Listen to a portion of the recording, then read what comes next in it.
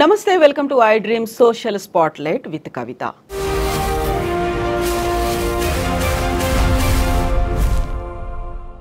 Pushpa 2 benefit షోని సంధ్య 70mm ప్రదర్శిస్తున్నప్పుడు ఒక అపశృతి చోటు చేసుకుంది.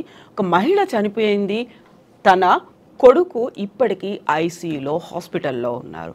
నిజంగా ఈ ఇన్సిడెంట్ జరిగిన తర్వాత ఒక రకమైనటువంటి చర్చ కూడా మొదలైంది. దీంతో పాటుగా తెలంగాణ రాష్ట్ర ప్రభుత్వం బెనిఫిట్ షోలని రాష్ట్రంలో నిషేధిస్తున్నట్టుగా కూడా అనౌన్స్ చేసింది. ఇది నిజంగా ఎలాంటి ప్రభావాన్ని చూపించబోతోంది? ఎవరు రెస్పాన్సిబుల్గా ఫీల్ అవ్వాల్సినటువంటి అవసరం ఉంది? మనతో పాటుగా ఉన్నారు ఫిల్మ్ క్రిటిక్ త్రిపురనేని చిట్టి గారు. చిట్టి గారు, నమస్కారం అండి. సో ఒక అన్ఫార్చునేట్ థింగ్ జరిగింది, ఒక అపశృతి చోటు చేసుకుంది. ఫ్యామిలీ అంతా వెళ్ళింది చూడ్డానికి. అనుకోకుండా తొక్కిసలాట జరిగింది, మహిళ మృతి చెందింది. వాళ్ళ అబ్బాయి హాస్పిటల్లో ఇంకా ఐసీయూలో ఉన్నాడు. ఎవరు బాధ్యులు సార్ దీనికి? నిజంగా అభిమానులు అనాలా, ఎవరు అనాలంటారు? దీని బాధ్యతలు మనం ప్రథమ బాధ్యతలు థియేటర్ మేనేజ్మెంట్ అమ్మ. ఎందుకంటే మేము గతంలో హీరోలు వెళ్ళటం అనేది ప్రతి సినిమాకి ఆనాటి రామారావు గారి రోజుల నుంచి ఈ రోజు దాకా అలవాటే. రిలీజ్ అయినప్పుడు ఫస్ట్ ఏదో ఒక థియేటర్ సెలెక్ట్ చేసుకుంటారు, హీరో ఆర్టిస్టులు వెళ్తారు. ఇది ఆనవాయితీనే. ఎప్పుడు జరగదు. వాళ్ళు జరగటానికి కారణం ఏంటంటే, ఎప్పుడు ఏం చేస్తారంటే టికెట్లు కొన్న వాళ్ళని ముందు పంపించేస్తారు లోపలికి అందరూ జనాలు వెళ్ళిపోతారు. వెళ్ళిపోయిన తర్వాత ఆర్టిస్టులు ఎంటర్ అవుతారు లోపలికి. జనాలందరూ అక్కడ ఉండగా రారు. వాళ్ళు సైలెంట్గా టికెట్ టైటిల్స్ స్టార్ట్ అయినాక ఎంటర్ అవుతారు లోపలికి. అలా సైలెంట్గా తీసుకొస్తారు. ఎందుకంటే అప్పుడు జనాలంతా లోపలికి వెళ్ళిపోయి ఉంటారు, థియేటర్లో ఉంటారు కనుక. ఆ సిస్టము మరి టోటల్గా ఫెయిల్యూర్ సద్యాలో మొన్న. మేనేజ్మెంట్ తప్పది. ఎందుకంటే టికెట్ కొన్న వాళ్ళందరినీ, 1000 రూపాయలు టికెట్ కొన్న వాళ్ళందరినీ బయటే ఉన్నారు. ఆర్టిస్ట్ వచ్చినాక ఆర్టిస్ట్తో పాటు టికెట్లు కొనని వాళ్ళు ఆయనతో పాటు లోపలికి వెళ్ళిపోయారు. టికెట్లు కొన్నవాడు కూడా బయట ఆగిపోయారు. సో చాలా టోటల్ మిస్ మేనేజ్మెంట్. ఒక ఆర్టిస్ట్ వస్తున్నాడంటే ఆర్టిస్ట్ సడన్గా వచ్చారు సార్ మాకేం తెలీదు అనుకుంటే పర్లేదు. 3 hours బిఫోర్ నుంచి సద్యాకి వస్తున్నాడు అని సోషల్ మీడియాలో కూడా ట్రోల్ అయింది, ప్రచారం జరిగింది. సో వస్తున్నాడు అన్నప్పుడు లోపల వాళ్ళు పంపించేటారు లేదు, ఉంచాలనుకుంటే పోలీసు బెటాలియన్ డబ్బులు కట్టి పోలీసు బెటాలియన్ తెప్పించుకోవాలి. ఆ డబ్బులు కక్కుర్తిపడి పోలీసు బెటాలియన్ తెప్పించి 10 మంది పోలీసులు ఏం సరిపోతారు? 10 మంది పోలీసులు అంతమంది జనాల మీద ఏం సరిపోతారు? ఆ మాత్రం ఆలోచన లేకుండా సర్దుకోవచ్చు అన్నట్టు వాళ్ళు they kept quiet. Mistake total lies on the first mistake వాళ్ళ మీద ఉన్న. రెండో మిస్టేకు అర్జున్ తాలూకు పర్సనల్, ఎప్పుడు హీరోలకి పర్సనల్ ఉంటారు, పర్సనల్ గ్రూప్ బౌన్సర్లోని పిఏలని ఉంటారు. వాళ్ళు ఎక్కడికైనా వెళ్ళేటప్పుడు ముందు అక్కడ పరిస్థితి ఏంటి ఎట్లా అని ముందు కనుక్కుంటారు. ఆటోమేటిక్గా కనుక్కుని దాని ప్రకారం మనం ఇప్పుడు వెళ్ళటం రిస్క్ లేదా కొద్దిసేపు ఆగి వెళ్తాం, ఇవన్నీ ఉంటాయి. ఆ ఎంక్వైరీ కూడా జరగల. వాళ్ళ సైడ్ కూడా తప్పు. ఆ ఎంక్వైరీ చేయాల్సిన స్టాఫ్ ఎప్పుడు ప్రతిదానికి చేస్తారు. మామూలుగా రావడానికి, షూటింగ్కి రావడానికే రావచ్చా, బయలుదేరచ్చా, అక్కడ పరిస్థితి ఏంటి, ఇవన్నీ ఎంక్వైరీ చేసుకునే వస్తారు. సో అలాంటి ఎంక్వైరీ ఇక్కడ ఏంటి, రావచ్చా, పరిస్థితి ఏంటి అని ఎంక్వైరీ చేయకుండా వచ్చేసారు. సో ఆ రెండో మిస్టేక్ వాళ్ళ మీద. మూడో మిస్టేకు చెబితే బాగోదు, కానీ మూడో మిస్టేక్ ఆ పేరెంట్స్ది కూడా ఖచ్చితంగా. మూడో మిస్టేకు చెప్తే తప్పు, అంటే ఈ సమయంలో ఆ మాట చెప్పకూడదు కనుక, కానీ బట్ నిజాయితీగా మాట్లాడుకుంటే వాళ్ళది కూడా తప్పు. అర్ధరాత్రి 1 గంట షోకి ఏంటమ్మా పిల్లాడిని చిన్న పిల్లాడిని వేసుకుని రావటం ఏంటమ్మా, నువ్వు నేను చేస్తామా పని? మన పిల్లాడు ఎంత మారాన్ చేస్తే మాత్రం నోర్మై అర్ధరాత్రి ఏంటి రేపు చూడొచ్చు అని చెప్పి తిడతా తప్పితే మనం మారాన్ చేసేయడం తీసుకొచ్చేస్తామా 7 ఏళ్ళ పిల్లాడిని? ఎంత తప్పమది, ఎంత అబాధ్యతది. సో ఈ అన్నీ కలిసిన మిస్టేక్స్ అమ్మా. దీన్ని అల్లు అర్జున్కి అంటకట్టడం కరెక్ట్ కాదు. Allu Arjun has got his own right. ఒక సిటిజన్కు ఉన్న హక్కు తనకు ఉందో, తన సినిమా అంత థియేటర్లో చూసుకుంటున్న హక్కు ఉంది కదా, హక్కు ప్రకారం వచ్చాడు. అదేమి అనైతికమో ఇదో కాదు కదా. తనకున్న హక్కు ప్రకారమే వచ్చాడు. అది చేయాల్సిన అరేంజ్మెంట్ చేసుకోవాల్సిన వాళ్ళు తను చేసుకోడు కదా. ఒక ఆర్టిస్టు పోలీసులు పెట్టండి అవి పెట్టి తను కాదు కదా చూసుకునేది. తను వస్తాడంటే జనాలు ఎంతమంది వస్తారు ఏంటి, ఆర్గనైజర్స్ ఒక ఫంక్షన్ చేసినా, ఒక ప్రోగ్రామ్ చేసినా, ఒక థియేటర్ దగ్గర కన్సర్న్ ఆర్గనైజర్స్ చూసుకుంటారు. కనుక ఆ భరోసాలో ఉంటారు ఎవరైనా సరే. సో ఇక్కడ టోటల్ సంధ్య మేనేజ్మెంటు గతంలో ఎంతోమంది కొత్త కాదు వాళ్ళకి ఆర్టిస్టులు హీరోలు రావటం అని. నేనే వెళ్ళున్నానమ్మా, నేనే కృష్ణకాంత్తో ఈనాడు సినిమాకి అదే సంధ్య థియేటర్ చూసాం, బాలకృష్ణతో వెళ్ళారు, మోహన్ బాబుతో వెళ్ళారు. అనేక సినిమాల్లో మేము హీరోతో పాటు ఫస్ట్ డే రిలీజ్కి వెళ్ళిన రోజులు ఉన్నాయి. అదే సంధ్యా థియేటర్లో కాకుండా ఇప్పుడు టైం మారింది, ఆ ట్రెండ్ కూడా మారింది. మీరన్నదేమో అప్పుడు ఫస్ట్ డే ఫస్ట్ షోకి వెళ్ళుంటారేమో. ఇప్పుడు ప్రీమియర్ షోలు, బెనిఫిట్ షోలు అని సినిమా రిలీజ్ కంటే ముందు రోజే అర్ధరాత్రులు, ఎర్లీ అవర్లు అది పెట్టడం. కరెక్టే. షో ప్రీమియర్ షో అవ్వచ్చు, ఫస్ట్ షో అవ్వచ్చు. ఇక్కడ విషయం ఏంటంటే డబ్బులు. మ్మ్. అప్పుడేమో డబ్బులు కాదు, డబ్బులు పెట్టి 1000 రూపాయలు పెట్టి కొనుక్కొని వచ్చిన వాళ్ళు కాదు, మామూలుగా షో వచ్చేవారు. అది సీక్రెట్గా ఖచ్చితంగా ఏ రోజు కూడా ఇన్నిసార్లు వెళ్ళినా నేను హీరోతో నాకున్న బంధంతో అంతమంది ఎప్పుడు వెళ్ళినా కూడా, ఏ సినిమాకి వెళ్ళినా కూడా టైటిల్ స్టార్ట్ అయినాకే లోపలికి వెళ్ళేవాళ్ళం. మ్మ్. టైటిల్ స్టార్ట్ అయినాకే. ఈవెన్ రాఖీలో నేను యాక్ట్ చేశాను, నన్ను రమ్మన్నారు థియేటర్కి. నేను కూడా నా స్థాయికి కూడా నేను పెద్ద వేగాన్ని జనాలు ఎగబడతారని కాదు కదా, వెళ్తే ఏదో కొంత 10 మందికి అలా 100 మందిలో ఒక 25 మంది సార్ ఫోటో అడగచ్చు, అదే ఎక్కువ మీద పడిపోరు కదా. అలాంటి నన్ను కూడా ఏమిటి ఇన్స్ట్రక్షను, కొంచెం కారులోనే ఉండండి, మ్మ్. కారులోనే ఉండండి, మీకు చెప్తాం అప్పుడు లోపలికి రండి అని. అలాగే కారులోని కూర్చుని వాళ్ళ టికెట్లు పంచి జనాలందరూ వెళ్ళిపోయినాక లోపలికి వెళ్ళాం. అయిపోయినా బయటకు వచ్చేటప్పుడు జనాలు కలవడం, మీద పడటం, ఆ సినిమా చూస్తూ అవన్నీ మామూలు ఉంటాయి అంతే. బిఫోరే మేము అక్కడే నుంచున్నాం అనుకోండి, థియేటర్ గడవ అయ్యేది, మేము ఆర్టిస్టులు యూనిట్ అక్కడ నుంచుంటే కదా. సో ఇది management of the fatal failure of management అమ్మ. ఒకళ్ళ బాధ మెయిన్ వాళ్ళే పోలీసులు పిలుచుకోవాలి. పోలీసులు ఏమంటారు, మాకు 2 గంటల ముందే చెప్పారంటారు. మరి పోలీసులు 2 గంటలలో చెబితే ఎక్కడ సెంటర్ ఆఫ్ సిటీ కదా, సెంటర్ ఆఫ్ సిటీలో రాలేదు 2 గంటల్లో పోలీసులు రాలేదా? వాళ్ళు 2 గంటల ముందే చెప్పారు మాకు, మేము అరేంజ్ చేయలేకపోయాం, మాకు ముందే కనుక వాళ్ళు డబ్బులు కట్టేసి చేసుంటే మేము వచ్చేవాళ్ళని పోలీసు కమిషనర్ చెప్తున్నారు. అప్పుడు పోలీసులు కూడా కాకుండా పర్సనల్ సెక్యూరిటీ బౌన్సర్లే మళ్ళీ దాన్ని టేక్ ఓవర్ చేసుకున్నారు అనే మాట కూడా. అంతేగా 10 మంది పోలీసులు ఉన్నారు. పోలీసులు లేకపోయేటప్పటికి బౌన్సర్సే. మరి బౌన్సర్స్ బాధ్యత ఏంటి? వాళ్ళ వాళ్ళ వాళ్ళ ప్రొటెక్ట్ చేసుకోవాలి. అంతే, వాళ్ళ డ్యూటీ అది కదా. వాళ్ళు they are paid for it, their duty is that. ఆ ప్రొటెక్ట్ చేసుకుంటూ మీదకి వస్తున్న వాళ్ళు తోసేస్తూ వాళ్ళు వెళ్ళిపోవాలి, వాళ్ళు వెళ్తున్నారు. ఈ తోపుల్లో పక్కకు తోయటంలో ఈ అమ్మాయి అక్కడ నుంచున్నది, ఈ అమ్మాయి పిల్లాడిని వేసుకుని దాని మీద ఆ తోపుడు అమ్మాయి ఎవరో మీద పడింది, వాళ్ళు తొక్కుంటూ వెళ్ళిపోయారు. సో ఇది బన్నీకి కూడా తెలియదు పాపం. తర్వాత కానీ తెలుసు కానీ ముందు తెలీదు ఏం జరిగింది. ఎందుకంటే జరగగానే హాస్పిటల్ తీసుకెళ్ళారు. సో ఏదో తొక్కిసలాడింది, ఎవరో హాస్పిటల్ తీసుకెళ్ళారు అన్నారు అంతే. చనిపోయిందని తర్వాత విషయం. ఫస్ట్ అక్కడ స్పాట్లో జరిగింది అవగానే హాస్పిటల్కి తీసుకెళ్ళారు. మామూలుగా తొక్కిసలాట్లో ఎవరో కొంచెం మొత్తం పోయేవాళ్ళు, లేకపోతే ఏదో చిన్న దెబ్బ తగిలిన వాళ్ళు ఉంటారు, హాస్పిటల్కి వెళ్ళారు అని చెప్పారు. అదే ఇన్ఫర్మేషన్ అప్పుడు, ఇమీడియట్ ఇన్ఫర్మేషన్. తర్వాత అయ్యి నాకు కానీ ఆయన బన్నీకి తెలియదు అది. సో బన్నీని బ్లేమ్ చేయడం కానీ, బన్నీని తప్పు చేయడం కానీ నేను అంగీకరిస్తున్నాను. అది ఒక హీరోని తప్పు పట్టడం కాదు, హీరో జనాలు వస్తారనేది యాజమాన్యానికి తెలియాలి. తెలీదు, మాకు తెలియదండి, బన్నీ వస్తే ఇంతమంది వస్తారని మాకు తెలియదంటే అంతకన్నా హాస్యాస్పదమైన కమెంట్ కూడా ఉండదు కదా.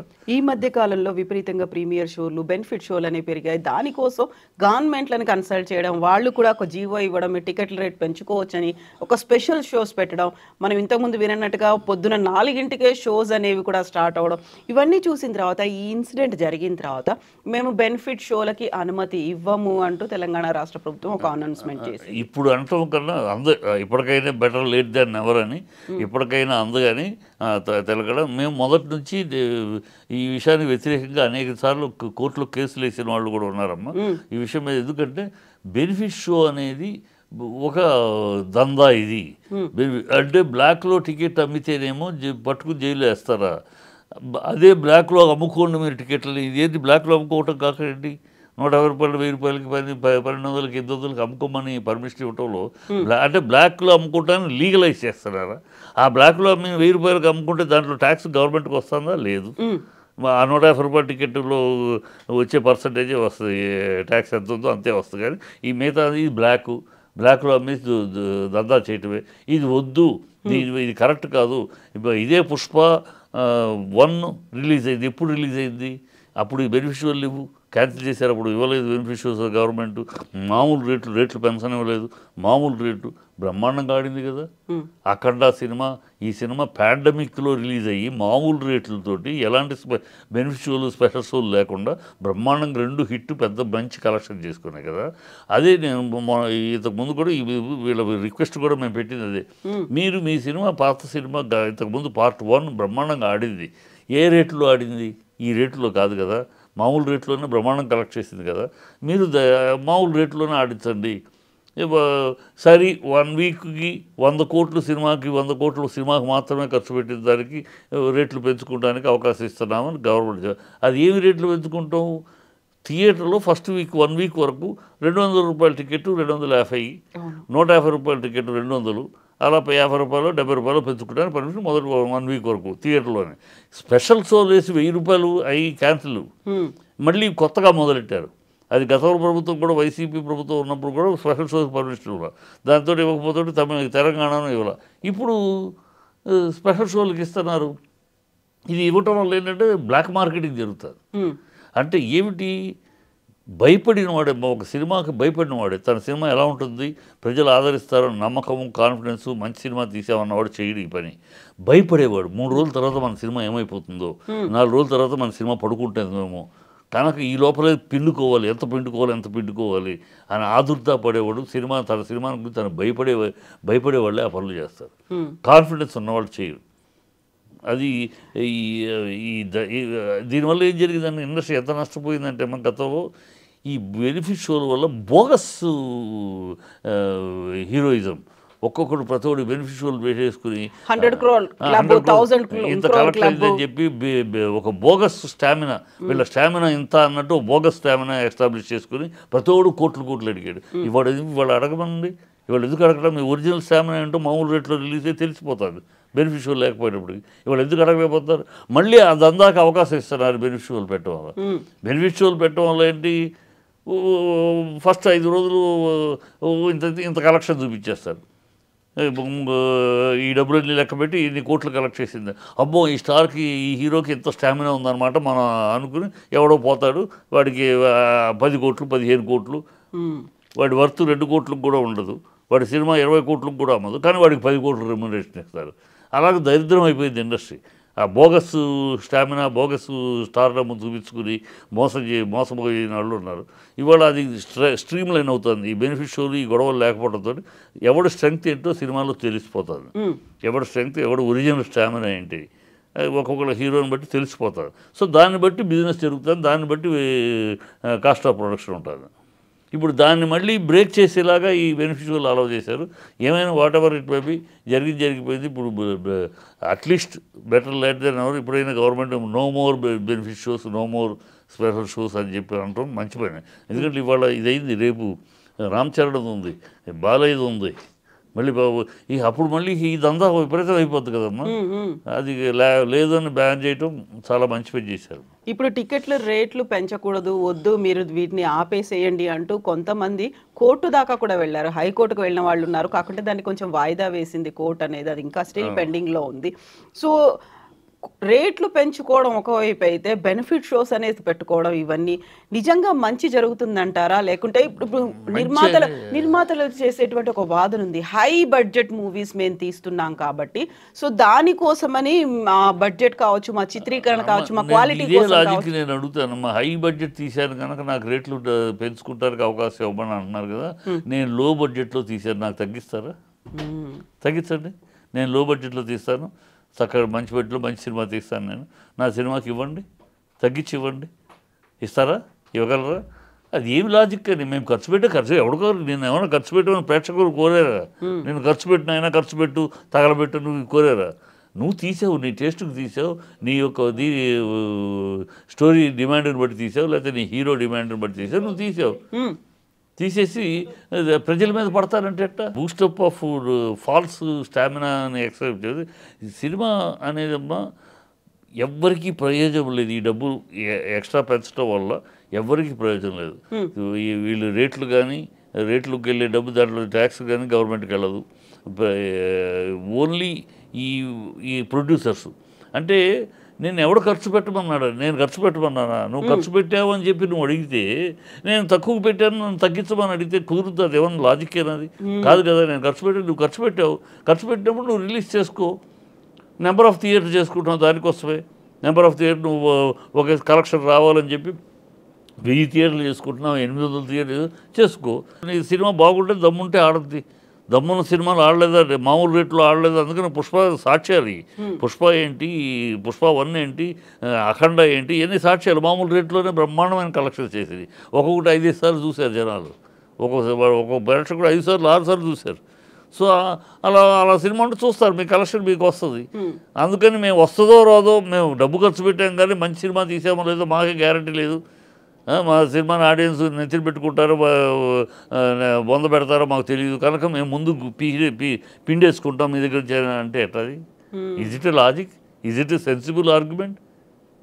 చాలా ఇక్కడ ఇంకొక ఇష్యూ కూడా కనిపించింది. పీవీఆర్ సినిమాస్కి సంబంధించి ఈ సినిమాను మేము ప్రదర్శించట్లేదు కొన్ని అనివార్య కారణాల వల్ల, ఇక్కడ కూడా షేర్లలో తేడా వచ్చింది అనే మాట కూడా వినిపించింది. షేర్లలో తేడానే కాదమ్మా, నాకు తెలిసిన ఇన్ఫర్మేషన్ ఎంతవరకు కరెక్ట్, మోస్ట్ ప్రాబ్లీ నాకు తెలుసు.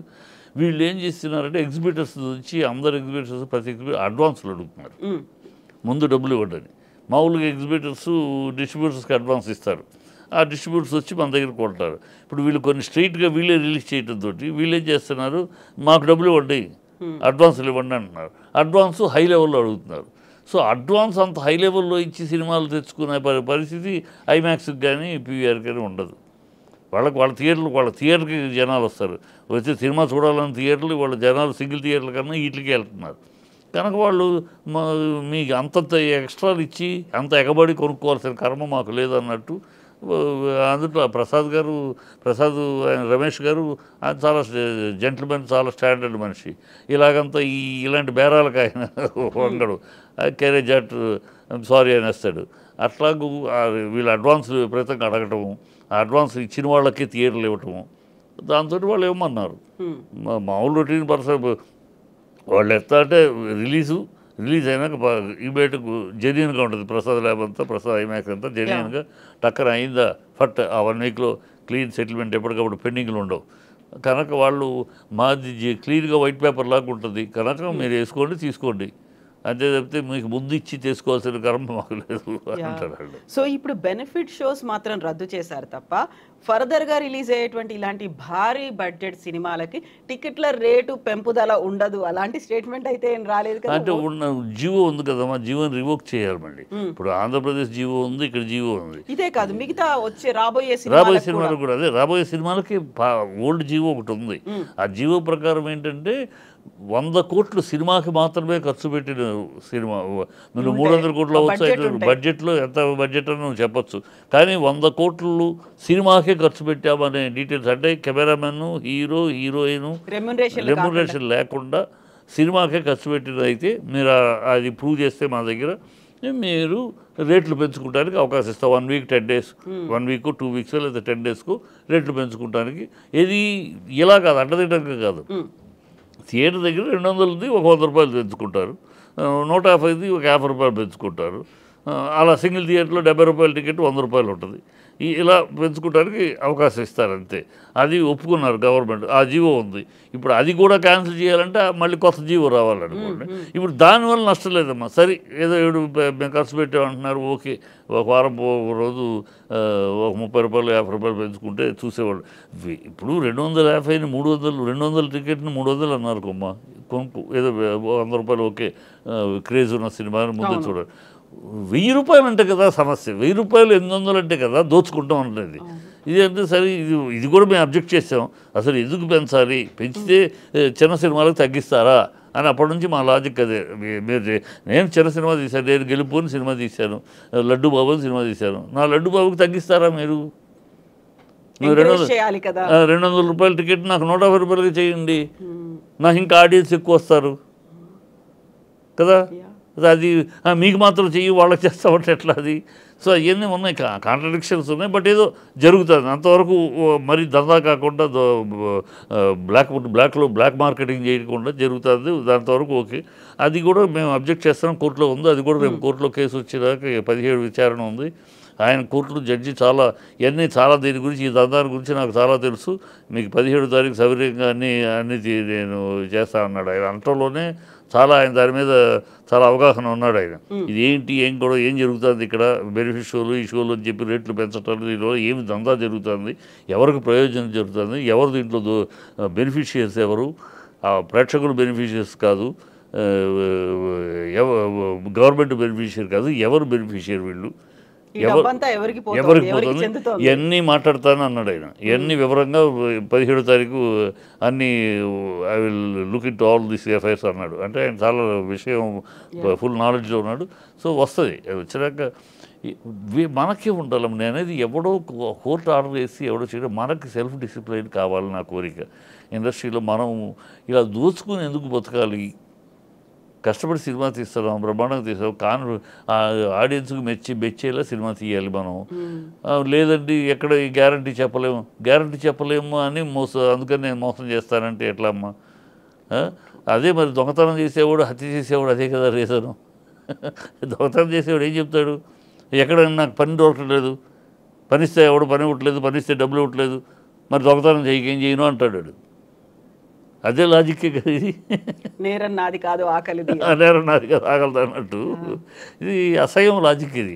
అది మనకే డిసిప్లిన్ ఉండాలి, మనకే ఈ దందా చేయకూడదు, మనం ప్రేక్షకులు దోచుకోకూడదు. ప్రేక్షక దేవుళ్ళు అని ప్రతి మీటింగ్లో అంటాం. ఫ్యాన్స్ లేకపోతే మేము లేము, మీరే మా దేవుళ్ళు అని ప్రతి మీటింగ్లో ప్రతి హీరో అంటాము. ఆ ప్రేక్షకులను దోచుకుంటాం ఏంటని, ఆ ప్రేక్షకులను దోపిడీ చేయటం ఏంటని, ఇది మనకే ఉండాలి కదా, మనకే ఆ విజ్ఞత ఉండాలి కదా మనకి. అది నేను అనేది. థ్యాంక్ యూ సో మచ్ చిట్టి గారు. థ్యాంక్ యూ అండి.